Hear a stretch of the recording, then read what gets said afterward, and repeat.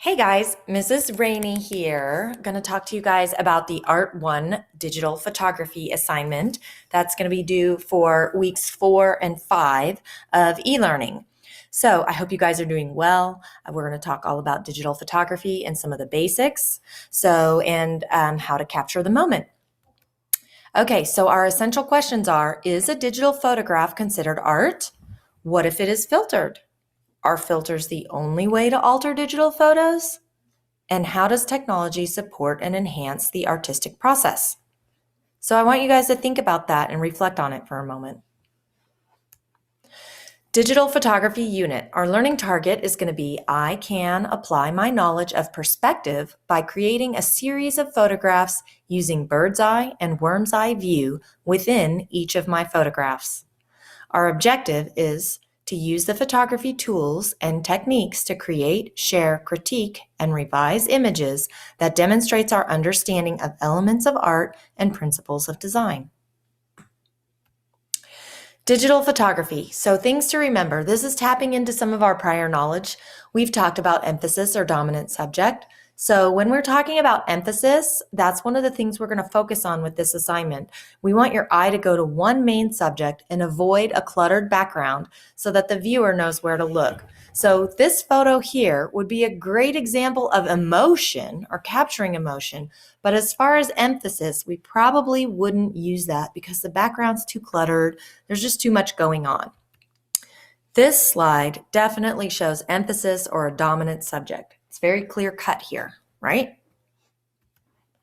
Okay, also when we're talking about photography, we're talking about the rule of thirds.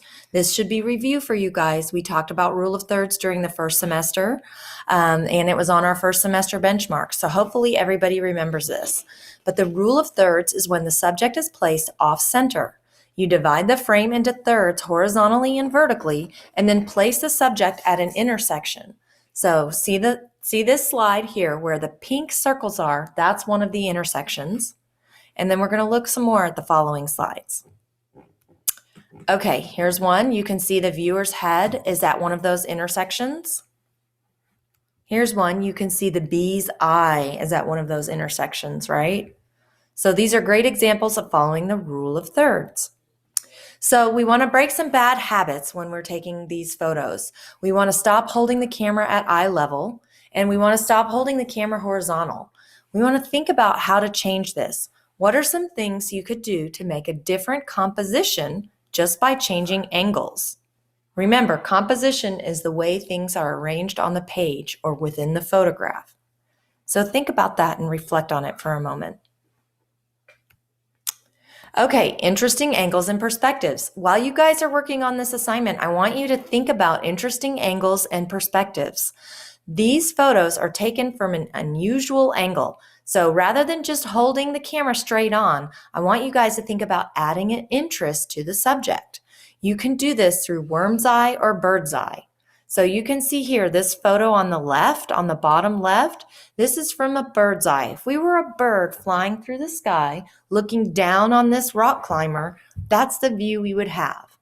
The photo on the right is from the worm's eye. If we were a little bitty worm sitting on one of those bowling balls looking up at the girl who was getting her bowling ball, that's the view we would have. Both of these angles create a more interesting view on the subject than just looking straight on. Okay, so can you identify which view these pictures are?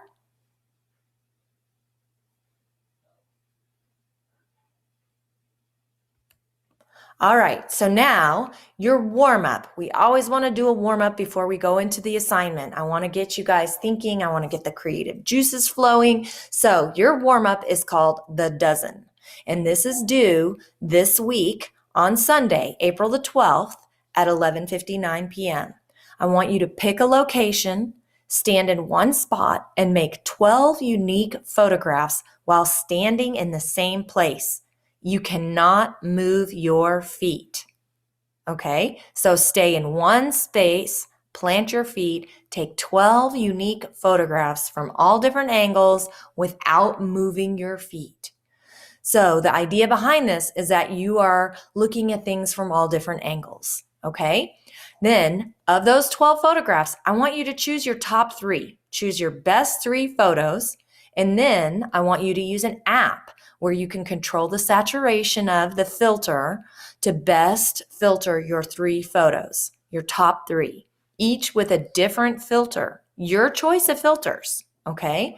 Upload these 3 filters to Canvas, these 3 filtered photos to Canvas. So you're probably asking, okay, Mrs. Rainey, which app should I use? What filter should I use? Guess what? I've got some filters for you on the next page and some apps.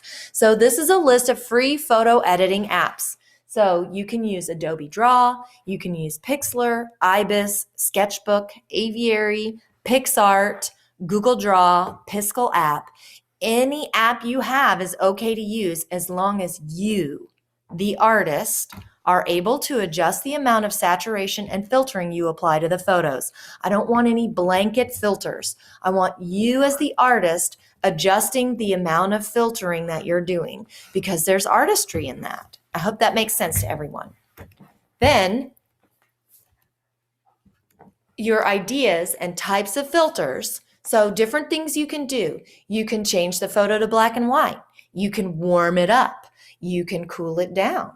You can pixelate. You can blur it. You can slow burn where you darken the edges. You can choose high or low contrast. You could add shadows or you could add highlights. You could turn the photo to black and white and then add a pop of color just to one area. Again, I want you guys to make sure that you're able to adjust the filter yourself. So no blanket filters, no Snapchat filters. I don't want any work that another artist has created. I want you, the artist of these photos, to determine how much saturation and how much filtering you do on the photo. So keep that in mind as you're filtering your photos. Okay, so now your actual assignment is going to be what's due on April 19th. So this is 2 weeks. You have 2 weeks to complete your full assignment. So I want you guys to take a photograph. This is photographic perspective. I want you to take 2 pictures, one each, one from the worm's eye view and one from the bird's eye view. You can edit these photos as necessary. Your choice. Do you want to edit it at all? Maybe not. Maybe your photo is perfect. You captured the lighting just right, the angle's just right, and it doesn't need any editing. Okay, great. If you want to edit it, totally fine as well. You may use the photo editing apps that you've already experimented with to crop, change, or improve your photos. Remember to think about the elements of art and the principles of design, but I want these photos to be focused on viewpoint. One worm's eye, one bird's eye, and then you will upload these 2 photos to Canvas. If you guys have questions, email me, request a Zoom. These are some examples of student photographs. You can see here bird's eye, worm's eye, all sorts of interesting angles. Anything from students, laying on the ground, from up above on the 2nd floor to way up high above the sink, to overlooking a locker, to down on the ground looking at shoes. Great examples. Down below the stairs, looking way up from the worm's eye view. Once again, if y'all have any questions, let me know. This is the lesson plan for the week so parents can follow along. I hope you guys have fun with this, and I cannot wait to see what you do and what you turn in. Thanks so much.